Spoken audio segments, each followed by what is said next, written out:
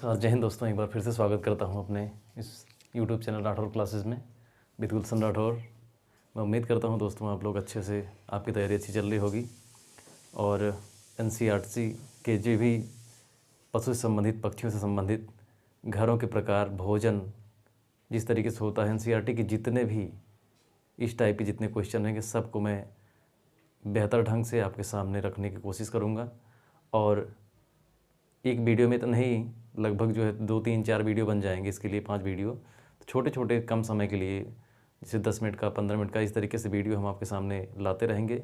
दोस्तों एग्ज़ाम के पहले मैं आपको विश्वास दिलाता हूं कि NCERT से जितने भी क्वेश्चन आते हैं, घर से संबंधित, पशु से संबंधित, पक्षियों से संबंधित, भोजन किस तरीके से किया जाता है, तली हुई मछली, नारियल के तेल में तली हुई मछली कहाँ खाई जाती है, तो दोस्तों इन सब को लेकर के मैं आपको ज़रूर आपके सामने मैं आऊँगा और वीडियो के माध्यम से आप तक पहुँचाने की कोशिश करूँगा। तो आइए दोस्तों, आज हम बात करते हैं पक्षियों से संबंधित कुछ यहाँ पे जो बचे हुए थे। तो आज हम बात करते हैं पक्षियों से संबंधित। यहाँ पे तोता। दोस्तों आप तोता के बारे में तो जानते होंगे, लगभग इसको 250 प्लस प्रजातियाँ इसकी भारत में या दुनिया में अब तक खोजी जा चुकी हैं, तोता की, जो पैरट जिसको हम इंग्लिश में कहते हैं। इसके बारे में अगर हम बात करें, तोता यहाँ पे देखिए, अब जैसे तोता एकमात्र ऐसा पक्षी है जो अपने पैरों से खाना पकड़कर मनुष्य की तरह खा सकता है। तो ये तोता की खासियत है। और एक चीज़ और हम जानते हैं कि तोते को जो है हम अपने शौक़ बस पालते हैं, जो चीज़ें हम बोलते हैं वो चीज़ें नकल करके वही चीज़ें बोलता है।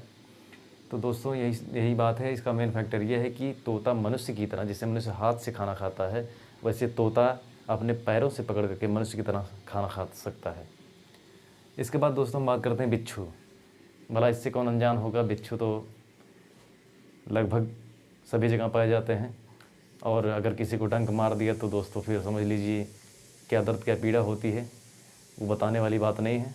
मैक्सिमम लोग इसको जो है एहसास कर चुके होंगे, तो झेल चुके होंगे। इसके बाद हम देखिए बात करते हैं बिच्छू, जिसको अंग्रेजी में स्कॉर्पियन बोला जाता है। बिच्छू देखे तो सब लोग हैं, लेकिन उसके बारे में जो केयरिंग होती है, उसके जो फैक्ट्स होते हैं, हमको NCERT से ही मिलता है। वहाँ से हम जान करके, पढ़ करके फिर उसके बारे में हम जान पाते हैं क्या सत्य है। तो हम NCERT के ही थ्रू चल रहे हैं दोस्तों। तो यहाँ पे देखिए, बिच्छू के 8 पैर वाला मांसाहारी आर्थ्रोपोडा संका जीव है।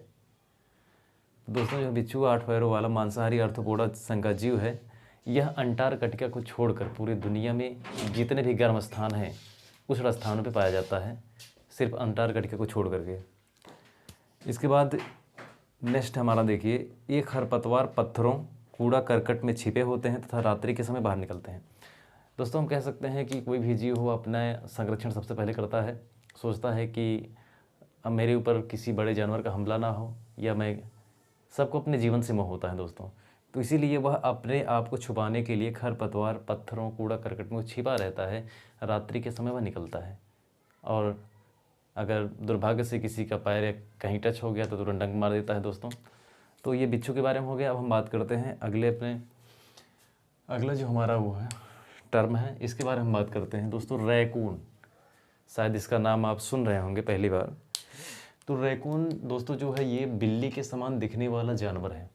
रैकून अपने यहाँ जो बिल्ली पाई जाती है, बिल्ली के समान ही पाया जाने वाला, दिखने वाला जानवर होता है रैकून। रैकून के बारे में हम थोड़ा चर्चा कर लेते हैं दोस्तों। रैकून उत्तरी अमेरिका में पाया जाता है रैकून। इसके बाद इसकी लंबाई की अगर हम बात करते हैं, वह 40 सेंटीमीटर से 70 सेंटीमीटर तक होती है। दिखने में तो बिल्ली जैसी होती है, लेकिन उसकी जब हम लेंथ की बात करते हैं, लंबाई की बात करते हैं, तो वह 40 से 70 सेंटीमीटर के बीच होता है। इसका जो वेट होता है दोस्तों, वो 3 to 9 kg, यानी कि हम कह सकते हैं 3 किलो से 9 किलो के बीच में इसका वेट होता है। नेक्स्ट हमारा है एक स्तनधारी मांसाहारी। जो रैकून होता है वह एक स्तनधारी है, यानी कि अपने बच्चे को दूध पिला सकता है। इसके बाद उसी क्रम में वह मांसाहारी, यानी कि वह मेंढक और मछलियाँ खाना बेहद पसंद करता है। तो ये रैकून की खासियत है दोस्तों कि वह मेंढक और मछलियाँ खाना बेहद पसंद करता है। इसके बाद है अगला हमारा है, ये पशु से संबंधित है, ये गैंडा। दोस्तों गैंडा जो होता है वह भूमि पर पाए जाने वाला तीसरा सबसे बड़ा स्तनपायी जंतु होता है, जानवर होता है। कि जो अगर हम बात करें इस गैंडे की, यहाँ पे अपने भारत में पाया जाता है, असम में पाया जाता है एक सिंग वाला गैंडा, जिसे वो फेमस है काजीरंगा में। इसके बाद देखिए हम बात करते हैं यहाँ पे भूमि पर पाया जाने वाला तीसरा सबसे बड़ा स्तनपायी जानवर गैंडा होता है।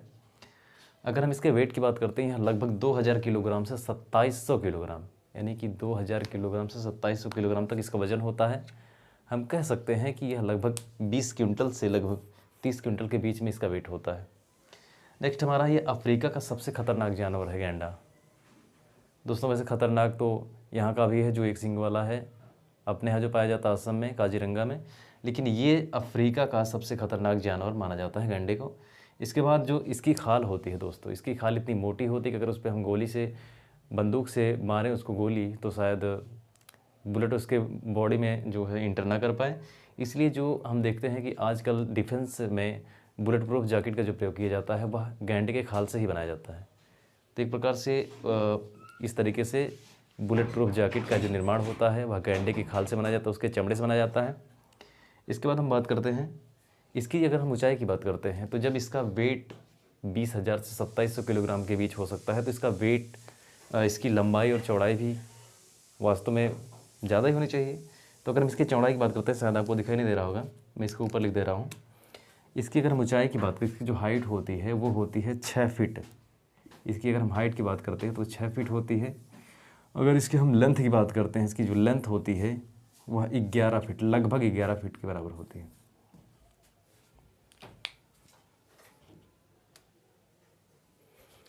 दोस्तों अगर हम छिपकली की बात करते हैं, यहाँ पे आप देख पा रहे हैं छिपकली, छिपकली जिसको इंग्लिश में बोला जाता है लिजार्ड। तो दोस्तों छिपकली को कौन नहीं जानता, ये तो लगभग सभी घर में पाई जाती हैं, दीवार से चिपकी रहती हैं। तो दोस्तों छिपकली जो होती है, छिपकली की नाक उसकी जीभ में होती है। देखिए ये कितनी रिसर्च करने के बाद ये वैज्ञानिक जानकारी पाए होंगे कि छिपकली की जो नाक होती है, उसकी जो सूंघने की जो क्षमता होती है वह उसकी नाक जीभ में होती है। तो दोस्तों सर्दियों में छिपकलियाँ निद्रा में चली जाती हैं। ठंडी के मौसम देखते हैं दीवार में छिपकलियाँ नहीं दिखाई देती हैं। इसका मतलब यह है कि वह ठंडे तापमान को सर्वाइव नहीं कर पाती हैं। ठंडे तापमान को उनकी चमड़ी, मतलब उसमें जीवित रहने की मतलब जीवित नहीं रह सकती हैं ठंडे तापमान में। इसलिए वह ठंडियों में, सर्दियों में अपने लिए ऐसे स्थान को चुनती हैं कि जहाँ पे वह दरारें होती हैं दीवार की, या मतलब ऐसे गर्म स्थान को चुन लेती हैं जहाँ पे वह 2 से 3 महीने जब तक सर्दी रहती है तब तक वो उसी में चली जाती हैं, उसके बाहर वो नहीं निकलती हैं। तो इसीलिए कहते हैं कि जो सर्दियों में जो है छिपकली निद्रा में चली जाती हैं।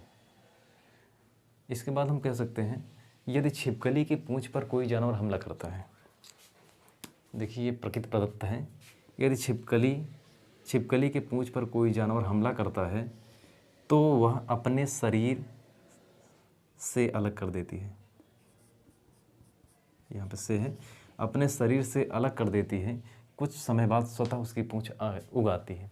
तो कहने का मतलब ये है कि छिपकली, देखिए नेचुरल ब्लेसिंग है कि जब छिपकली की पूंछ पर अभी हम किसी भी चीज़ से उसको छू देते हैं तो तुरंत उसके बॉडी पार्ट से अलग हो जाती है, वो जो पूंछ होती है, पूंछ का भाग जो होता है। तो इसलिए अगर कोई भी कीट या जानवर उसकी पूंछ को टच किया या उस पर हमला किया तो अपने आप को सुरक्षित और बचाने के लिए अपने पूंछ का त्याग देती है वहाँ से, मतलब उसका अपने शरीर से अलग कर देती है। तो दोस्तों ये सब है छिपकली के बारे में।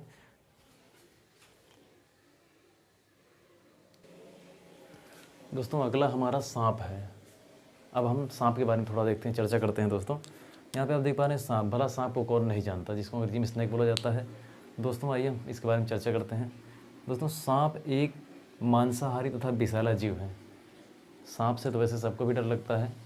दोस्तों सांप एक मांसाहारी तथा विषैला जीव है। एक सांप के 2 खोखले दांत होते हैं जब यह किसी भी जीव जंतु को डंक मारता है। दोस्तों जो सांप होता है उसके 2 खोखले दांत होते हैं, जब यह किसी जीव को डसता है, काटता है, तो दोस्तों फाइग के माध्यम से उसके दांत जो होते हैं खोखले होते हैं, जहर उसी के माध्यम से जिस भी जीव को डसता है उसी के शरीर में प्रवेश कर जाता है और व्यक्ति की मौत हो जाती है। चाहे वो व्यक्ति को डसे या कोई जीव जंतु को डसे तो उसकी मौत हो जाती है। दोस्तों फिर अगला हमारा है सांप के काटने पर जिस दवा का प्रयोग किया जाता है। आप देख पा रहे होंगे यहाँ पे लिखा गया है कि सांप के काटने पर जिस दवा का प्रयोग किया जाता है वह दवा सांप के जहर से ही बनाया जाता है। यानी कि सांप जब काटता है तो हम हॉस्पिटल में जाते हैं तो जिस दवा का प्रयोग किया जाता है पेशेंट के ऊपर वह उसी के जहर से ही बनाया गया होता है। दोस्तों अगला हमारा है, सांप सुन नहीं सकता परंतु कंपन को महसूस कर प्रतिक्रिया करता है। दोस्तों हम देखते हैं सपेरा होता है जो बीन बजा करके सांप को नचाता है, तो दोस्तों सांप बिल्कुल सुन नहीं सकता है, लेकिन वह कुछ ऐसी कंपन्स होते हैं, ऐसे वाइब्रेशन होते हैं जिसको महसूस करके फिर वो अपनी प्रतिक्रिया करता है। दोस्तों इसके बाद अगला हमारा है, इसी में भारत में पाए जाने वाले 4 प्रजातियों के जहरीले सांप। हम देखिए मोस्ट इम्पॉर्टेंट है, ये निश्चित तौर पे क्वेश्चन बन सकता है और बनता भी है। आप प्रीवियस ईयर का क्वेश्चन उठा के देखेंगे तो उसमें ये ज़रूर पूछा जाएगा निश्चित तौर पे कि सांप से ज़रूर क्वेश्चन आते हैं। आप देख लीजिए कि भारत में पाए जाने वाले 4 प्रजातियों के जहरीले सांप। पहली जो प्रजाति है कोबरा, जिसको हम नाग बोलते हैं, ये पहली प्रजाति होती है, सबसे खतरनाक है। इसके बाद दूसरी जो रसेल वाइपर होता है जिसको दुबैया बोला जाता है। नेक्स्ट है तीसरा वाला है कॉमन क्रेट, तीसरा वाला है, ये भी सबसे खतरनाक है। इसके बाद साइस्केल, जिसको हम अफाई बोलते हैं। यानी कि ये जो 4 प्रकार की जो सांप की प्रजाति है यह भारत में सबसे जहरीले सांपों में जाना जाता है। तो दोस्तों आज इस वीडियो के माध्यम